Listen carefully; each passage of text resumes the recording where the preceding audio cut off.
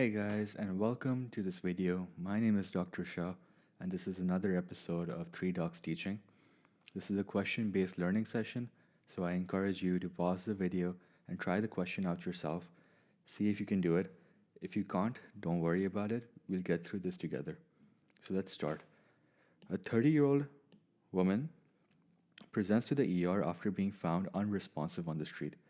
Vital signs show no signs of life. The cause of death on autopsy was noted to be pulmonary embolism. Okay. A patent foramen ovale is noted. What was the main effect? Main effect caused by the embolism that led to her demise. The options are A. Altered alveolar ventilation, B. Increased left to right shunting of the patent foramen ovale or through the patent foramen ovale, C. Increased dead space, and D. Normalized AA gradient. So this is a pretty tough question, and a lot of people struggle with this concept. So that's why I made this question so that I can add value to your studying. In order to be able to answer this question, you need to know the causes of hypoxemia. And there are multiple causes.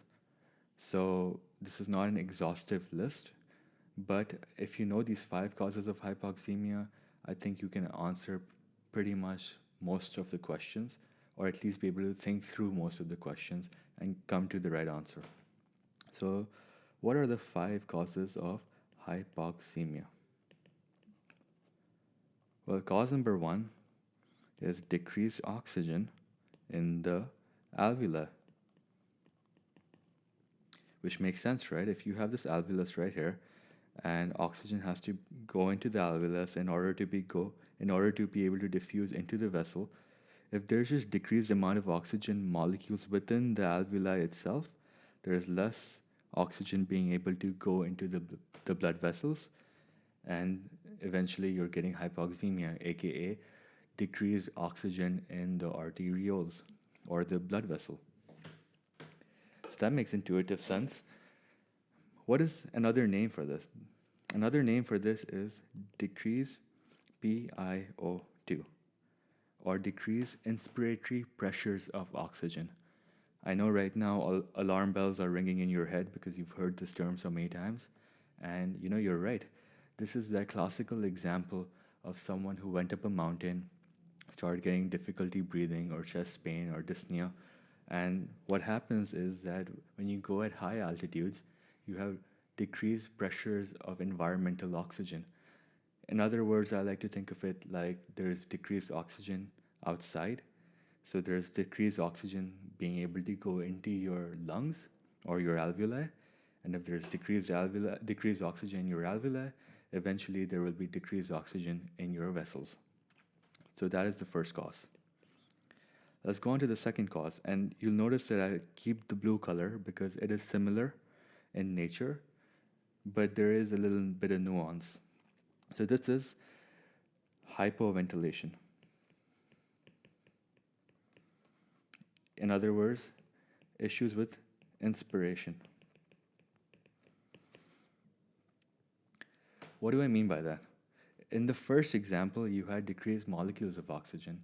In the second example, you're not taking in oxygen. There's nothing to do with the molecules of oxygen. The environment has enough oxygen, but you're just not breathing enough. And what will stop that? What will cause that to happen? What will cause your breathing to be altered where you're not inspiring enough?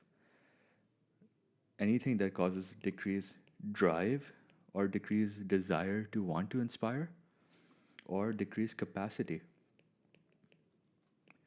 or decreased amount of oxygen that can be inspired.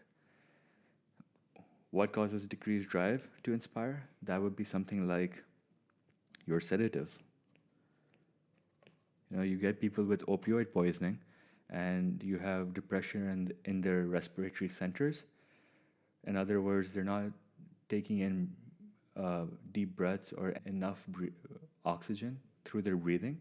In other words, they have a decreased drive or a decreased desire to want to inspire because they're so calmed down, they're so chilled out and mellow and sedated that they're hypoventilating. So there's decreased oxygen going into your lungs, and eventually there's decreased oxygen in your vessels because there's less oxygen in your lungs. Now, decreased capacity would be something like myasthenia gravis, which is an autoimmune condition where you have decreased capacity to inspire. What does that mean? Think of it like you're not able to take deep breaths anymore. If you were taking a deep breath, you would have more capacity of oxygen within your lungs. If you have more oxygen in your lungs, you can diffuse more oxygen into your blood vessels. But if you have decreased capacity, you're taking shallow breaths. In other words, you have less oxygen in your lungs. If you have less oxygen in your lungs, then less oxygen can go into your blood vessels. And if less oxygen is going into your blood vessels, we call that hypoxemia. So there you go. We've covered two important things that cause hypoxemia that will be tested countless times. Let's move on to the next cause. And the third cause is diffusion issues. What do I mean by that? If this is an alveoli, this is your blood vessel. Your diffusion of oxygen, aka the oxygen being able to go from your alveoli into your vessel, depends on it being able to transfer through these membranes, right? It's passing through the alveolar membrane, it's passing through the capillary membranes, the endotheliums. So it has to pass through these membranes in order to reach the vessel or reach the blood. So anything that alters these membranes will cause diffusion issues or affect the ability of oxygen to get through and eventually cause hypoxemia. What do I mean by that? So for example, if you damage the alveolar membrane, oxygen has issues getting through. There's less oxygen that's able to get through, and that would be something like emphysema, where you have damage to the alveolar membrane itself, or something like respiratory distress syndrome, where you have an issue with the surfactant, so you can't diffuse oxygen through the alveoli. And another thing that you could think about is something that thickens this interstitial membrane, and that would be something like interstitial lung disease, where there is this thickened area for gas diffusion. So the thicker it is, the more fibrosed it is, oxygen has a hard time getting through the alveoli and into the vessels. If there's less oxygen getting into the vessels, you have hypoxemia. So let's move on.